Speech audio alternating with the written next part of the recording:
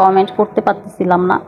So আপনারা খুব তাড়াতাড়ি সেটা জানতে পারবেন এবং তারপর থেকে আপনাদেরকে নিয়মিত আমি লাইক, কমেন্ট, শেয়ার সবই করবো ইনশাআল্লাহ, কথা দিচ্ছি।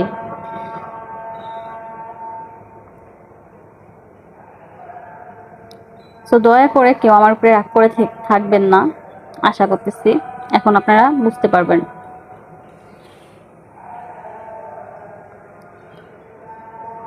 আর আরেকটা কথা যেটা আমি আগের ভিডিওতেও বলেছি, মানে কিছু ভিডিওতেও বলেছি, যে কারো কমেন্টের নিচে কেউ লাইক করবেন না এবং কমেন্ট করবেন না, এতে করে তার মানে পেজে প্রবলেম হয়। তো আমরা চাই না যে একজনের পেজে প্রবলেম হোক।